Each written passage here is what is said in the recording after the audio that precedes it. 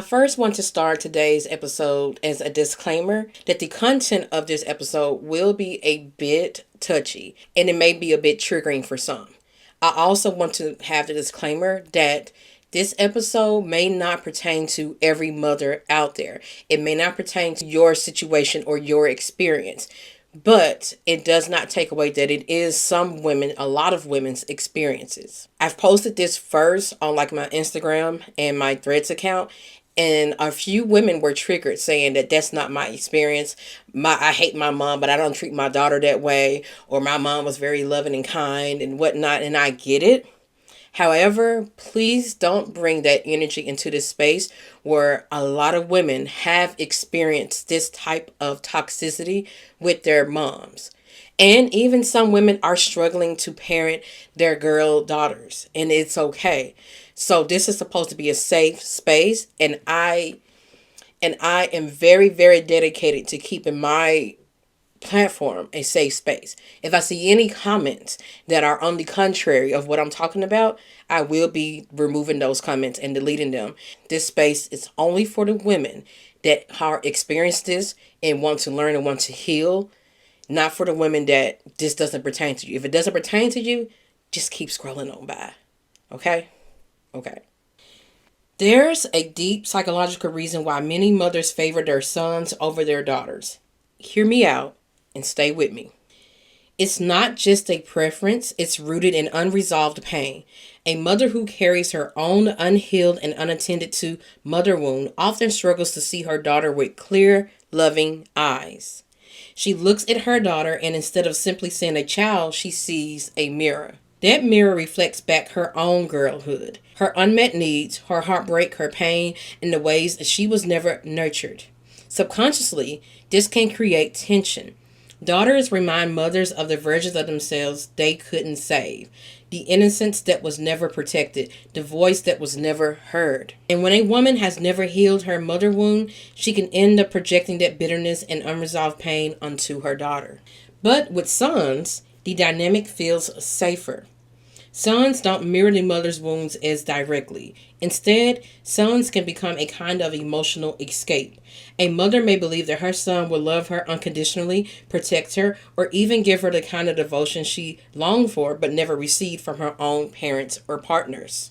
Because he doesn't trigger the same reflection of self, the son is often given more grace, more understanding, and more room to be imperfect. He is nurtured without the same expectations or projections that the daughter receives. This favoritism creates a dangerous cycle. Boys grow up experiencing a kind of inflated grace. They're excused more easily, coddled, and reassured in ways daughters are not. That coddling can turn into entitlement. It teaches men that the world and later women will bend for them because that's what they experience in the earliest and most intimate bond with their mothers. Meanwhile, daughters grow up learning that love must be earned, that they're inherently more difficult, more demanding, or less worthy of unconditional care. So when we look at the audacity and bad behavior of many men today, it's not just about patriarchy in the outside world. It's about patriarchy in the home. It's about the unseen ways mothers, without realizing it, pass down their wounds by loving their sons in ways they withhold from their daughters. This is just one of the reasons why men are so terrible, not the sole reason. Healing begins when the patterns is seen for what it is. When a woman learns to mother and reparent herself by giving herself the love, validation, and tenderness she never received. She stops seeing her daughter as a mirror of her pain and starts seeing her as her own person. And when sons are raised not as substitutes for love, but as whole human beings accountable for their actions, they grow into men who don't expect women to mother them, but to meet them as equals. And to add, another piece of this dynamic is projection. Many mothers unconsciously project their own younger feelings onto their daughters.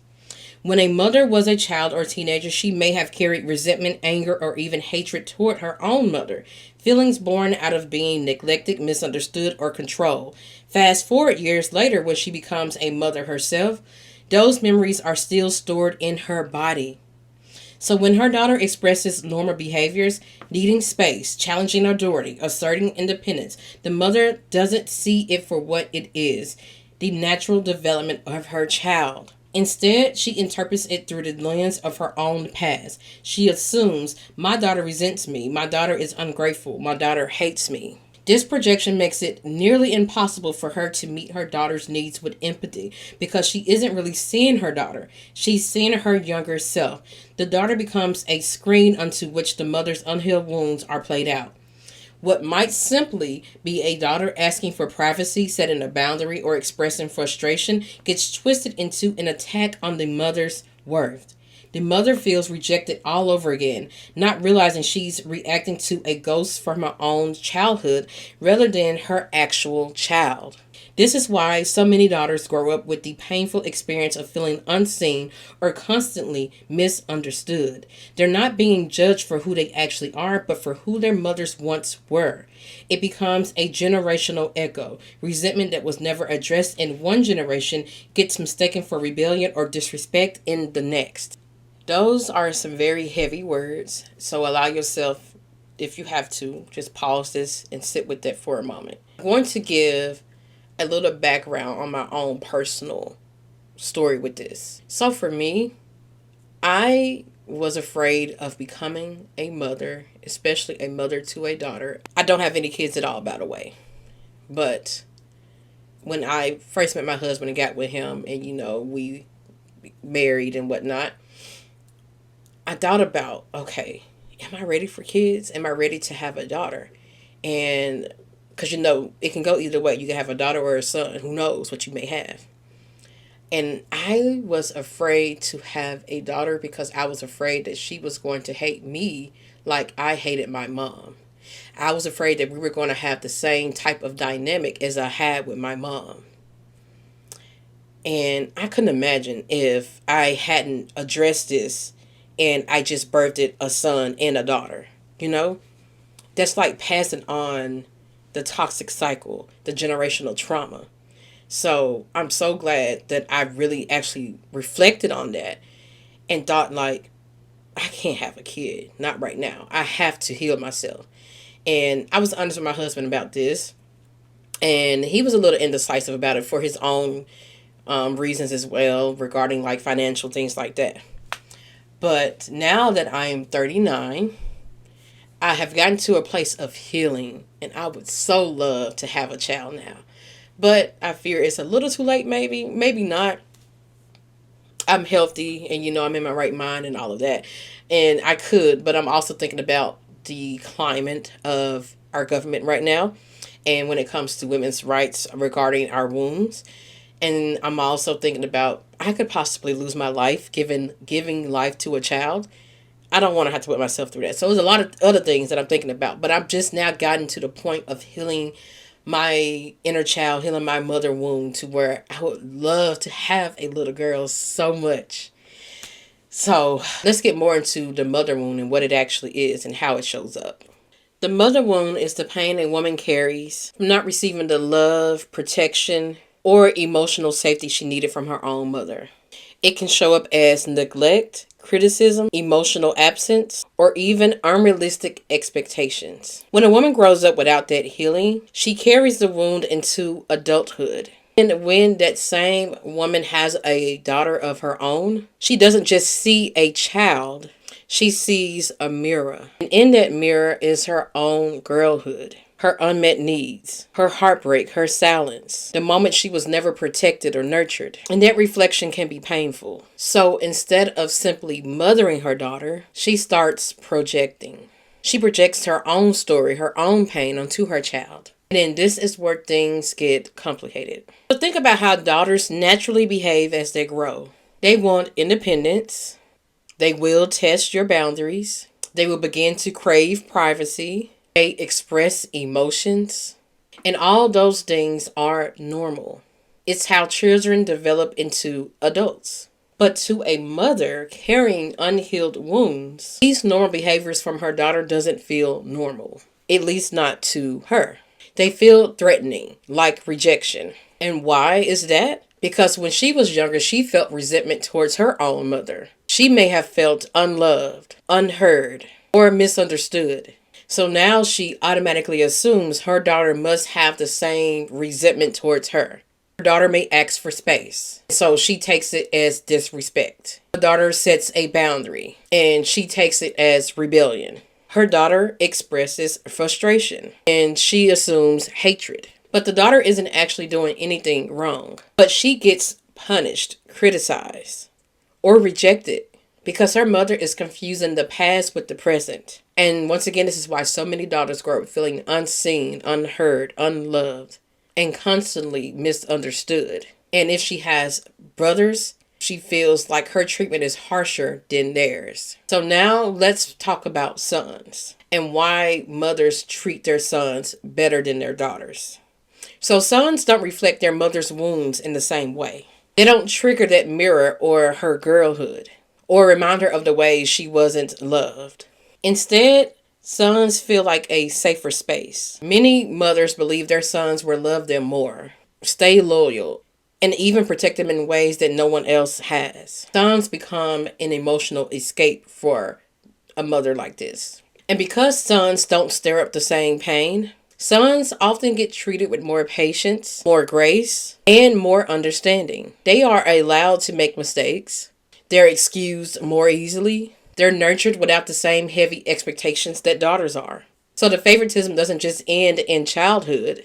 It shapes the way both sons and daughters grow into adulthood. And so sons who were favored growing up have an inflated sense of self. They're used to being excused. They're used to being coddled and centered.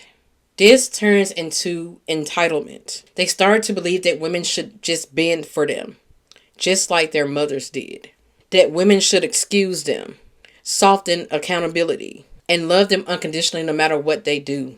They don't believe they should be held accountable for anything. Daughters, on the other hand, grow up with opposite conditioning. They're taught love must be earned. Really, even if that daughter did not have brothers in the household, she can still grow up with this same thought process and conditioning, because I definitely did. And it was just sisters in my household. And not only are daughters taught that love must be earned, they're also taught and conditioned to believe that they are harder to love, that they have to prove themselves worthy of tenderness. And so in their adult relationships, they often overgive. They tolerate poor treatment.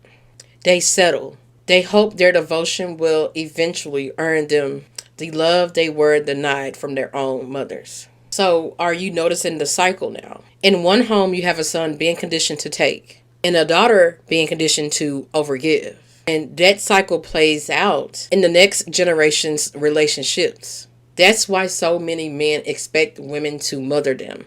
That's why so many men only believe in the traditional woman. That's why so many men are misogynistic. And on the other hand, this is why so many women struggle with self-worth and boundaries. So how do we break this cycle? How do we stop this favoritism from becoming entitlement in men and self-doubt in women? It first begins with awareness. A woman must mother herself first. She has to recognize where she was neglected, where she was silenced, where she was unloved, and give herself the tenderness she never got. When a mother heals her own wound, she stops projecting onto her own daughter. She stops assuming resentment where there isn't any. And she stops leaning on her son to fill an emotional void. Healing means she can finally see her children clearly for who they are and not mirrors of her pain. Like I said at the start of my show, I had to really sit with myself and understand that I had a lot of healing to do. And looking back now, I truly believe that the catalyst to me looking at myself with that deep awareness was me finding the healthy love that I've never received ever in my life when I met my husband. I feel like that I was triggered a lot in the beginning of our relationship, which got me to dig up old wounds from my childhood. So I was hit with like a lot of different things to make me realize that my childhood wasn't normal. The way I was loved wasn't right. And I think so many mothers do not understand that how they were treated wasn't right. Like I look at my own mother and I hear how she talks about her mother. And it seems like that my mom thought that that was just normal behavior. She thought that that's just how she was supposed to be raised. She never had the chance and opportunity to take a look at that and realize that wasn't right. And so my mother overgave a lot. She was in a toxic marriage with my dad. It was so much. It was so bad. So many bad things going on. And yeah. And so I feel like she passed that down to me and my sisters. And so it took me being in a healthy relationship family to realize that I was never loved the way that I was supposed to be loved, That this is how I'm supposed to be loved. Like, this is it. And this is the first time I've ever felt this way. I have began my own healing journey and loving myself and getting to the root of things. But when I met my husband, it's like that, like, finalized it, like, okay, wow, I have a lot of healing to do. That got me to thinking about having children. And I'm like, I'm not ready for that. I felt it in me that I was just going to project my unhealed wounds onto my child. I felt it. And I just also felt like my daughter would hate me. I had these same feelings. And that's why I felt like this was so important.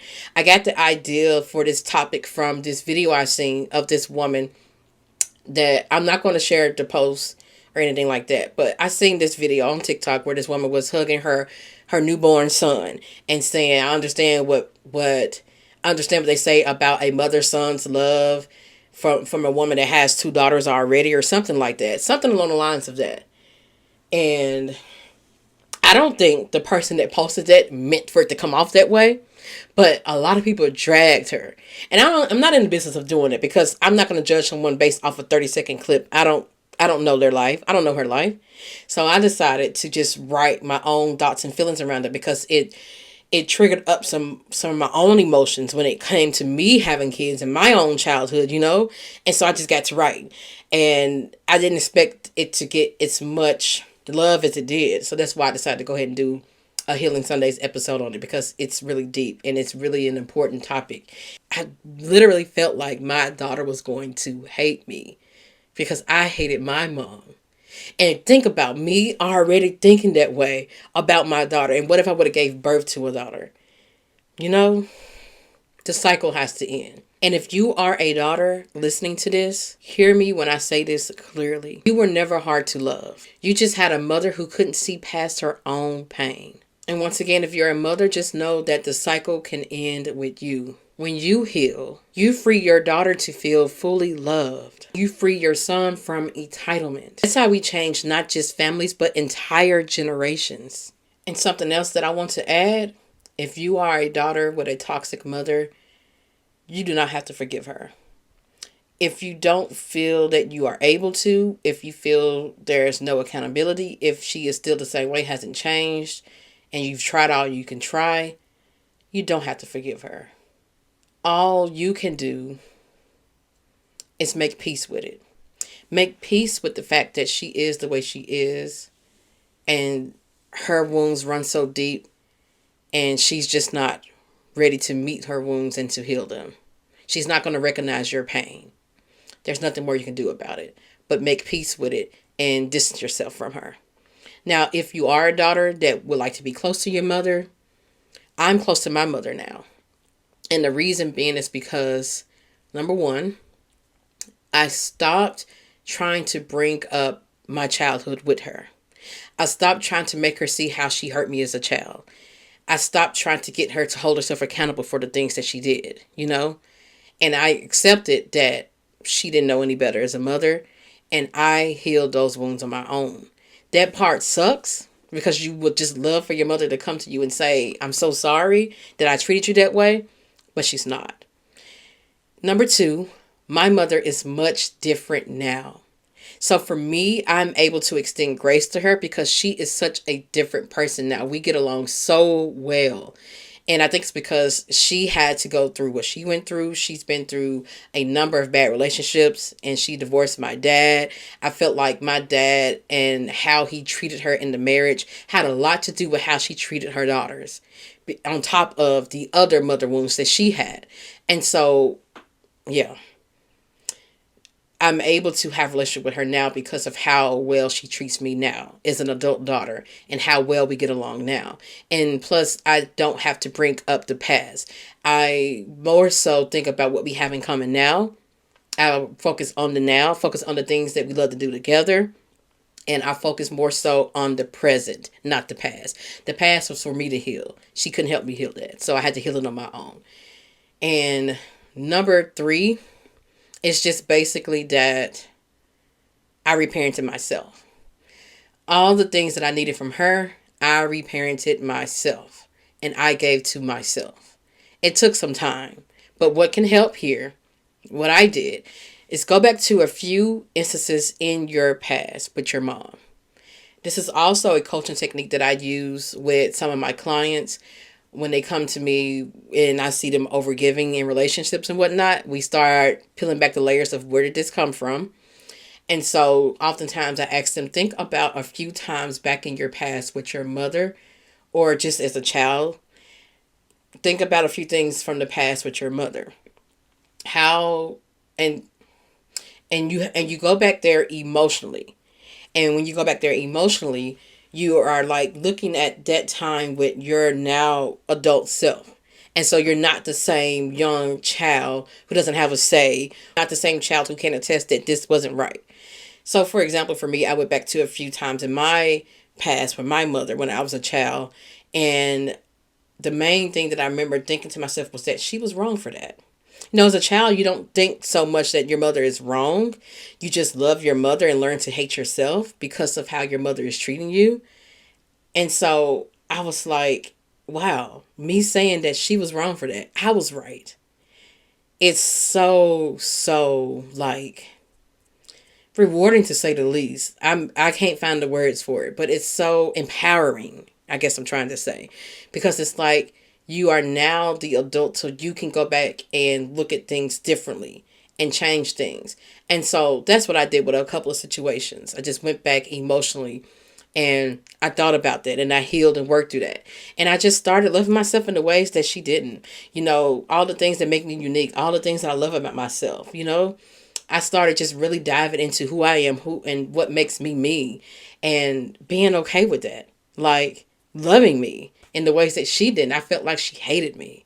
I felt like she didn't want me there, And so you just have to get to a place of learning to love yourself in ways that she hasn't. And that's the tough part. It is a journey. But start with first doing what you love. For me, doing what I love was doing this platform and writing and things like that. Things that I did in my childhood. So I started back doing a lot of those things. And it's like seeing yourself in something you created and something you've done and something that you do. It like reflects back to you like, I love myself. Look, that's me in it. This is me doing this. And that's how you can grow your sense of self-love and find your worth, if you will, So that's for starters, because it's going to be hard for you to learn to love yourself when all you felt is that you should hate yourself. And I get that that's a journey. So, yeah. But that's all I got for this Healing Sundays episode, girlfriends. I would say that my journals could help here. My journal, Getting Over Him and Back to You.